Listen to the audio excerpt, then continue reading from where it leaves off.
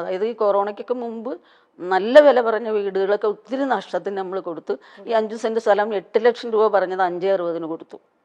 5,60 കൊടുത്ത് കടങ്ങളെല്ലാം വീട്ടി, വീടിൻ്റെ കടങ്ങൾ വീട്ടി, മോൻ്റെ എൻ്റെയും കാറിൻ്റെ കടങ്ങളെല്ലാം വീട്ടി സ്വസ്ഥമായിട്ട് കിടക്കാം. ഇപ്പം എന്ന് വെച്ചാൽ കടമില്ല. അവര് രാഹുലുമായിട്ട് എല്ലാം സെറ്റായി, ഇനി അങ്ങനെ ഒരു ജീവിതം തുടങ്ങാം, അങ്ങനെ ഒരു ഇതും ഉണ്ടായി. അപ്പൊ എന്നോട് പറയും ഗോൾഡ് ഒന്നും മേടിക്കരുത് അമ്മ, ഞാൻ ഇടൂല, ഗോൾഡൊന്നും അല്ലെങ്കിലേ മേടിച്ചിട്ടുണ്ടോന്ന് അവള് സമ്മതിക്കൂല. അങ്ങനെയാണ്, ഞാനൊരു കുഞ്ഞുമാലയല്ലേ ഇടുള്ളൂ 300 എന്ന് പറയും. അപ്പൊ ഇവൻ രാഹുൽ എന്നോട് പറയും ഇതൊക്കെ കുഞ്ഞു കൊച്ചിനെ ഭയങ്കര ഇഷ്ടമാണ് രാഹുലിനും, ഒക്കെ കൊച്ചിന് കൊടുത്തേര്, എനിക്ക് ജീവിക്കാനുള്ള സ്വത്തൊക്കെ എൻ്റെ കയ്യിലുണ്ട് എന്ന് പറയും എന്ന് രാഹുലും പറയും. അങ്ങനെ അല്ലെങ്കിലും ഞാൻ അപ്പം അവനോട് പറയും അല്ലെങ്കിലും നീ എൻ്റെ ചിലവ് ജീവിക്കാമെന്ന് വിചാരിക്കണ്ട, നീ പണിയെടുത്ത് എനിക്ക് നോടണം, ഞാൻ പോകില്ല. അങ്ങനെ അവനോടും പറയും. തമാശയാണ്, എന്നാലും അങ്ങനെ പറയും. പക്ഷെ അല്ലാതെ അങ്ങനെ അങ്ങനെ മരിച്ചു പോകുന്നൊരു ചിന്താഗതി ഉണ്ടായില്ല.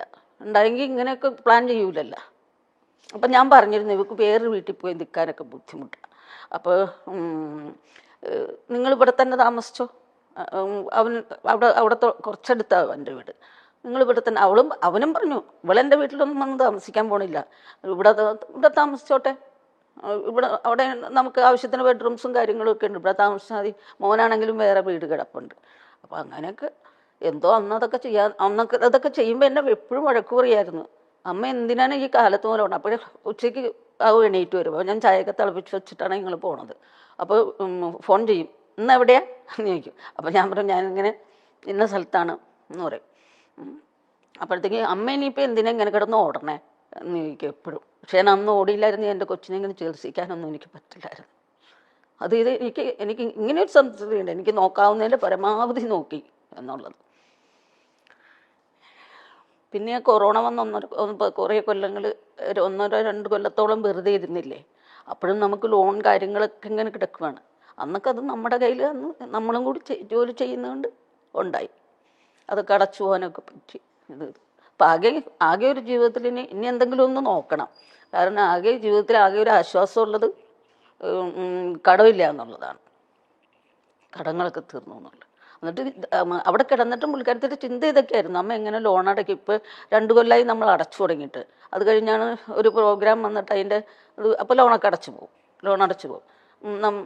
അങ്ങനെ ചെയ്തുകൊണ്ടിരുന്ന വെച്ചാൽ വീട്ടിലെ കാര്യങ്ങളൊക്കെ അവൾ കൊണ്ട് നടക്കുക. ആ 2 കൊല്ലം കഴിഞ്ഞ് പിന്നെ അവൾക്കൊരു നല്ല ഷോ കിട്ടി, അത് ചെയ്തുകൊണ്ടിരിക്കുകയായിരുന്നു. അപ്പോൾ പിന്നെ ലോണൊക്കെ അടച്ചു തുടങ്ങിയതാണ്. അപ്പോൾ ഇപ്പം ഇത് പറയുമ്പോൾ ഇതിൻ്റെ ഇടയിൽ കമൻറ്റ് വരാൻ പോണത്, ഞാൻ ഇന്നാൾ ഹോസ്പിറ്റലുകാരുടെ കാര്യം പറഞ്ഞപ്പോൾ അവരോട് പറഞ്ഞിട്ട് കമൻറ്റ് വന്നത് തള്ളക്ക് ഇപ്പോഴും കാശ് മാത്രം മതി ആരാണ്ട് ഒരാൾ കേട്ടോ, അല്ലാണ്ട് വേറെ ആരും അങ്ങനെ ഒരു കമന്റ് ഒന്നും പറഞ്ഞില്ല. നമ്മൾ അവരുടെ അതൊന്നും നമ്മൾ നോക്കിയിട്ട് കാര്യമില്ല, നമുക്കറിയാലോ എന്തായിരുന്നു സത്യം, എന്താ നടക്കണേ, നമുക്ക് എല്ലാവരും വീട് ഞാൻ പറഞ്ഞത് നീ പേടിക്കണ്ട. അപ്പൊ ഇനി മാറ്റി വെക്കുമ്പോൾ നമുക്ക് നല്ല പൈസയാവും, കുറെ പൈസയാവും. അപ്പൊ 25 ലക്ഷത്തോളം ഹോസ്പിറ്റലിൽ തന്നെ കെട്ടണം അതിന്. അപ്പൊ അമ്മ ഇത് മാറ്റി വെക്കണമെന്നൊക്കെ പറഞ്ഞാൽ എങ്ങനെ അമ്മ ചെയ്യൂ ഇത്? ഞാൻ പറയും ഇത്രയും കാലം വാടകയ്ക്ക് താമസിച്ചു, ഇനി നീയും ഉണ്ട് ഞാനും ഉണ്ട് അച്ഛനും ഉണ്ട്, നമുക്കെല്ലാവർക്കും കൂടി ഇനിയും ശ്രമിക്കാം, ഈ വീടങ്ങ് വിറ്റ് കളഞ്ഞാൽ പോരെ, ഇത് പ്രശ്നം തീർന്നില്ല. ഇത് 8 വർഷം ലോൺ അടച്ച് 2 വർഷവും കൂടെ ലോൺ ഉണ്ടായുള്ളൂ. അത് വിൽക്കാൻ നീ പേടിക്കേണ്ട, നീ കാശിനെ കുറിച്ചൊന്നും ഇവിടെ കിടന്ന് ചിന്തിക്കുകയേ ചെയ്യരുതെന്ന് പറയും. അവൾക്ക് അതൊക്കെയായിരുന്നു ചിന്താഗതി. അവൾ എപ്പോഴും ആ ഒരു കാര്യത്തിൽ ഇങ്ങനെ ടെൻഷനായിരുന്നു അല്ലേ സുബിക്ക്? എപ്പോഴും അത് ഇങ്ങനെ വല്ലാണ്ട് സുബീനെ എത്രത്തോളം സ്നേഹം സൈഡിൽ നിന്ന് കിട്ടിയാലും നിങ്ങളൊന്നും സെക്യൂർഡ് അല്ലല്ലോ, നമ്മൾ സെക്യൂർഡ് അല്ലല്ലോ, നമുക്ക് ഇനിയും കുറച്ച് കാര്യങ്ങൾ ചെയ്യാനുണ്ട്, ഇങ്ങനത്തെ ഒരു വറി എപ്പോഴും. അത് ഞങ്ങൾക്ക് വീടൊക്കെ ഉണ്ടായതാ. ഞാനിങ്ങനെ ചെറുപ്പം മുതലേ ഇതുങ്ങളൊക്കെ പഠിക്കുമ്പോൾ മുതലേ ഞാനിങ്ങനെ എന്തെങ്കിലും ജോലി ചെയ്യും, എന്തെങ്കിലുമൊക്കെ ചെയ്യും ഞാൻ. അങ്ങനെ ചെന്ന് പൈസയൊക്കെ ഉണ്ടാക്കി നമുക്കൊരു വീടൊക്കെ വെച്ച് നല്ല രീതിയിലായതായിരുന്നു. പിന്നെ പുള്ളി അങ്ങനത്തെ ഒരു മൈൻഡുള്ള ഒരാളല്ല, പുള്ളിയുടെ ഒരു റൂട്ടിൽ അങ്ങോട്ട് നടക്കുകയായിരുന്നു. അപ്പോൾ ആ വീടൊക്കെ വിറ്റ് കളയേണ്ടി വന്നു. പുള്ളിയുടെ തന്നെ കടം കയറ്റി വയ്ക്കും, കുറേ പ്രശ്നങ്ങൾ ഉണ്ടാക്കും. അപ്പോൾ അന്നൊക്കെ വീട് വെച്ചു. അപ്പോൾ പിന്നെ എത്രയോ വർഷങ്ങളാണ് വാടകയ്ക്ക് താമസിച്ചത്. ഒരു വീടുണ്ടായപ്പോൾ തന്നെ അവൾക്ക് ആശ്വാസം. അപ്പോഴും ഞാൻ ഹോസ്പിറ്റലിൽ കിടന്നു, ഇനി 2 വർഷം കൂടെ അടച്ചാൽ പോരെ, അത് വേണമെങ്കിൽ ആ വീടങ്ങ് വിറ്റേച്ച് അടച്ചു തീർത്തോളാം, നീ പേടിക്കൊന്നും വേണ്ട എന്ന് വേറെ ഒരു വീട് കിടക്കണത്, അങ്ങനെ അടച്ചു തീർത്തോളാം, നീ എന്തിനാ പേടിക്കണേ, നീ കാശിനെ കുറിച്ചല്ല ഇവിടെ കിടന്ന് ചിന്തിക്കണേ, നീ മനസ്സിന് ബലം കൊടുക്കുക, ഞാനിവിടുന്ന് എണീറ്റ് പോകുമ്പോൾ പണ്ടത്തെ പോലെ തന്നെ പ്രോഗ്രാം ചെയ്യും ഞാൻ, ഇനി അങ്ങനെ ചിന്തിക്കണം. ഇതിനിടയിലുള്ളതാ വേറൊന്നെന്ന് പറയുന്ന മണിച്ചേട്ടന്റെ ഒന്നാണ്. നമ്മളുമായിട്ട് വളരെയധികം അടുപ്പമുള്ളതാണ്. സുബിയായിട്ടും മണിച്ചേട്ടന് ഭയങ്കര അടുപ്പാണ്. അതിന്റെ തലേ ഓണത്തിന് സുബിയാണ് പോയി ഇന്റർവ്യൂ ചെയ്തത് പാടിയിൽ വെച്ചിട്ട്. ആ പിന്നെ അതാണ് ലാസ്റ്റ് സുബി മണിയായിട്ട് ചെയ്തത്. മാത്രല്ല മണിച്ചേട്ടനായിട്ട് എനിക്കും നന്നായിട്ട് പരിചയമുണ്ട്. അപ്പൊ മണിച്ചേട്ടനും നമ്മളുടെ ഇടയിൽ ഇങ്ങനെ നമ്മൾ കോമൺ ആയിട്ട് ഇരുന്ന് സംസാരിക്കുമ്പോൾ മണിച്ചേട്ടനൊക്കെ എപ്പോഴും ഇവളുടെ കല്യാണം, നമ്മളെല്ലാരും അതെ സുബീനെ കല്യാണം കഴിച്ച് കാണണം എന്ന് ഭയങ്കരമായിട്ടും മണിച്ചേട്ടനും ആഗ്രഹിച്ചിരുന്ന ഒരു കാര്യമായിരുന്നു. ജനുവരി 1 പുള്ളിയുടെ ബർത്ത്ഡേ. അപ്പൊ നമ്മൾ 31 എന്താണെങ്കിലും എവിടെയെങ്കിലും നമുക്ക് പ്രോഗ്രാം ഉണ്ടാവും. അപ്പോൾ 2 കൊല്ലം ജനുവരി 1 പുള്ളിയുടെ ബർത്ത്ഡേക്ക് ഞങ്ങൾ പോയി. അപ്പോൾ ചാലക്കുടി തന്നെ ക്ലബിൻ്റെ പ്രോഗ്രാം ആയിരുന്നു. അതും കഴിഞ്ഞ് നേരെ അവിടെ തന്നെ ഹോട്ടലിൽ റൂം എടുത്ത് താമസിച്ച് പിറ്റേ ദിവസം ബർത്ത്ഡേയും കൂടിയിട്ടാണ് ഞങ്ങൾ പോകുന്നത്. പിന്നെ മണി, നാദിർഷ, ദിലീപ്, ഭാവന ഇവർ എല്ലാവരും കൂടി ഒരു ട്രിപ്പ് പോയി അമേരിക്ക. ഒരു ട്രിപ്പ് പോയിട്ട് അവിടെ വച്ച് സുബി സ്കിറ്റ് ചെയ്തേച്ച് ഇറങ്ങിയിട്ട് ഓടി എല്ലാം അടുക്കി വെച്ചിട്ട് പോകും. സാരി തന്നെ കുത്തിയൊക്കെ വെച്ചിട്ട് വേണം. അടുത്തത് ഡാൻസിന് കയറും. അപ്പോൾ ഡാൻസിന് ദേവിചന്ദനെയും പാരീസ് ലക്ഷ്മി ഇവർ 3 പേരും കൂടെയാണ് ഡാൻസ് കളിച്ചത്. അപ്പം ഇങ്ങനെ ഡ്രസ്സ് അതാ ട്രിപ്പല്ല, പിന്നത്തെ ഒരു ട്രിപ്പാണ്. ഇങ്ങനെ 8 എൻട്രി ഇട്ടുണ്ട് സുബിക്ക്. അപ്പോൾ സുബി ഒരു ഡൈവൊക്കെ ചെയ്യണ ശ്രീറാം എന്ന് പറഞ്ഞ തമിഴിലുള്ള ഒരു ആളാണ് കൊറിയോഗ്രാഫി ചെയ്തത്. അപ്പോൾ ഇങ്ങനെ വായുവിൽ കറക്കിയാണ്, നിലത്ത് നിന്നല്ല അതിൻ്റെ ഡാൻസ്. അത് കണ്ടപ്പോൾ ദിലീപിനും നാദർഷിക്കൊക്കെ പേടിയായി. വല്ലതും ഒന്ന് പറ്റിപ്പോയാൽ പിന്നെ ബാക്കിയുള്ളതിലൊക്കെ സുബിയുണ്ടേ. അപ്പം ഇവളുടെ ഈ ആ സ്റ്റേജിനുള്ള ഡെഡിക്കേഷനൊക്കെ കണ്ടപ്പോഴത്തേക്കും മണി ഒരു ദിവസം രാത്രി എന്നെ വിളിക്കുകയാണ്, ഞാൻ ഇങ്ങനെ സ്റ്റേജിനോട് ഇത്ര ഡെഡിക്കേഷനോട് ഒരു കൊച്ചിനെ കണ്ടിട്ടില്ല. അതുകൊണ്ട് അവളിൽ അത്ര ആത്മാർത്ഥമായിട്ട് നിന്നു ഞങ്ങളുടെ കൂടെ. അതുകൊണ്ട് അവളുടെ കല്യാണത്തിന് അതാണ് ഈ 10 പവൻ കൊടുക്കുമെന്ന് പറഞ്ഞ് ശ്രീകണ്ഠൻ നായരൊക്കെ പറയുന്നത്. 10 പവൻ കൊടുക്കുമെന്ന് പറഞ്ഞു. അത് കഴിഞ്ഞ് ഞങ്ങൾ എയർപോർട്ടിൽ വന്നിറങ്ങിയപ്പോഴും എന്നോട് പറഞ്ഞു, ഇവളെ വേഗം കല്യാണം കഴിപ്പിക്കണം, ഇവക്ക് 10 പവൻ തരുമെന്ന് ഞാൻ അന്ന് കള്ളുപിടിച്ചിട്ട് പറഞ്ഞൊന്നും അല്ല, ഞാൻ തന്നിരിക്കും. അത്രയും ഡെഡിക്കേറ്റഡ് ആണ് ഇവള് സ്റ്റേജിനോട് എന്ന് പറയും. അന്നൊക്കെ നല്ല വണ്ണമൊന്നും വെച്ചിട്ടില്ല, ആരോഗ്യമുണ്ട്. അങ്ങനെ സ്റ്റേജ് ഷോ ആയിരുന്നു പുള്ളിക്കാരത്തിയുടെ എല്ലാം. അതെ. അപ്പൊ സുബിക്ക് മണിച്ചേട്ടന്റെ മരണം കേട്ട് കഴിഞ്ഞപ്പോ അവള് അയ്യോ ഭയങ്കര വിഷമായിരുന്നു. പോയില്ല, അല്ല ഉണ്ടായില്ല. സുബി പിഷാരടി ഒന്നും ഉണ്ടായില്ല. ഇവര് തിരുവനന്തപുരത്തിന് പോയിക്കൊണ്ടിരിക്കുമ്പോഴാണ്. എന്നിട്ട് ഞാനും പുള്ളിയും കൂടെ പോയിട്ടുണ്ടായി മണിയുടെ അടുത്ത്. അവിടെ ആൾക്കാർ ബഹളം ഉണ്ടാക്കി ആ ഡെഡ് ബോഡി വരെ എടുത്ത് താഴെ ഇട്ട് അങ്ങനെ നിയന്ത്രിക്കാനൊന്നും ആരും ഉണ്ടായില്ല.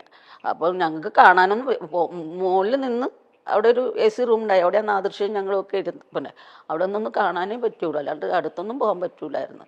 അത്ര തിരക്കും ബഹളമായിപ്പോയി. സുബി പിഷാരടിയൊക്കെ വഴിയിലായിരുന്നു. സുബിയുടെ കാര്യം പറയുമ്പോഴേ ഇന്നും അമ്മയുടെ മനസ്സിലേക്ക് വരുന്നത് ആ അവസാന നിമിഷം കുഞ്ഞു പറഞ്ഞ പോലെ മൂക്കിൽ പഞ്ഞി വെച്ച് കിടക്കാന്ന് പറയണ ആ സുബിയുടെ മുഖമാണോ അമ്മയുടെ മനസ്സിലേക്ക് വരുന്നത്, അതോ ഇപ്പം അതാ വരുന്നത്? പക്ഷെ എനിക്ക് അങ്ങനെ വരരുത്, അവളുടെ മറ്റുള്ള അത് കാണാതിരുന്നെങ്കിൽ നമുക്ക് ഇത് ഇപ്പൊ വരുന്നത് അതാണ്.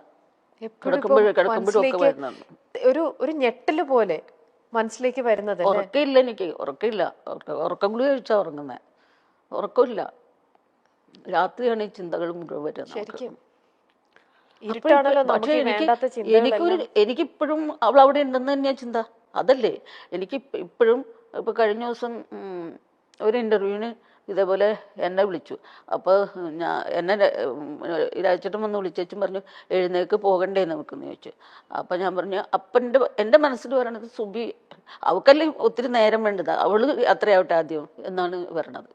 അല്ലാതെ അവിടെ ഉണ്ടെന്ന് തന്നെയാണ് എപ്പോഴും ഞങ്ങളുടെ ചിന്ത. മോനൊക്കെ ഓക്കെ ആവാൻ കുറേ ദിവസം എടുത്തു. അവനൊരു ഇതുപോലെയായിരുന്നു, എന്താ ഒരു ഭ്രാന്ത് പിടിച്ചൊരവസ്ഥയായിരുന്നു അവന്. പിന്നെ അവനെ സമാധാനിപ്പിക്കാൻ ഞാനില്ലേ ഇതെന്ന് ഓർത്ത് ഞാൻ ഒന്നും കൂടി ധൈര്യം സംഭരിച്ചാണ്. ഇപ്പൊ കുഴപ്പമില്ല. ഞാൻ കുറച്ച് നാൾക്ക് മുമ്പ് മഞ്ജു ചേച്ചിയുടെ ഇന്റർവ്യൂ ഓർമ്മ എടുത്തിരുന്നു. മഞ്ജു ചേച്ചി അന്ന് പറയാ, സുബി മരിക്കുന്നതിന് 2 ആഴ്ച മുന്നേ എൻ്റെ പൊന്നു രമ്യ എന്നെ വിളിച്ചിട്ട് ചേച്ചി എവിടെയാ, എനിക്ക് ചേച്ചിയോടൊന്ന് സംസാരിക്കണം എന്നും പറഞ്ഞുകൊണ്ട് അവൾ എന്തോ പറയാനുണ്ടായിരുന്നു അവൾക്ക് ചേച്ചിയുടെ അടുത്ത്. അപ്പൊ ചേച്ചി കറക്റ്റ് ഇവളന്ന് തിരുവനന്തപുരത്ത് എത്തിയിരിക്കുമ്പോഴാണ് മഞ്ജു ചേച്ചിനെ വിളിച്ചത്. ചേച്ചി കറക്റ്റ് അന്ന് ഏതോ ഷൂട്ടിന് എറണാകുളത്ത്.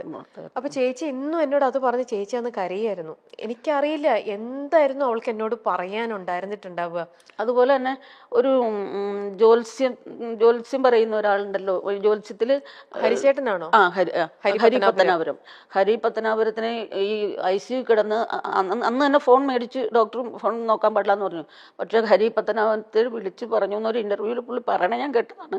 ഹരി പത്തനാപുരത്തിനെ വിളിച്ചിട്ട് എനിക്ക് ഒരു കാര്യം പറയാനായിട്ട് വിളിക്കാമെന്ന് പറഞ്ഞു വെച്ചതാണ്. പിന്നെ ഹരി ഇങ്ങോട്ട് വിളിച്ചിട്ട് എന്തായിരിക്കും അമ്മ അവള് ഇങ്ങനെ എല്ലാരും അവൾക്ക് അല്ല അത് എല്ലാരെയും അത് ഈ അസുഖമൊക്കെ ആയി കഴിഞ്ഞപ്പോഴത്തേക്കും, അസുഖമൊക്കെ വന്നു കഴിഞ്ഞപ്പോൾ പുള്ളിക്കാരത്തേക്ക് ഇത്തിരി വിശ്വാസങ്ങളൊക്കെ ഉണ്ട്. ഇങ്ങനെ ആരെങ്കിലും ഇതിലൊക്കെ എനിക്ക് അത്ര വിശ്വാസമൊന്നുള്ള ആളല്ല, ദൈവത്തെ അല്ല, മറ്റുള്ള കാര്യങ്ങളൊന്നും എനിക്ക് വിശ്വാസമില്ല. അത് ഹരിപ്പത്തനവർ പറയണ പോലെ ഞാനും പറയണേ എല്ലാ കാര്യങ്ങളും.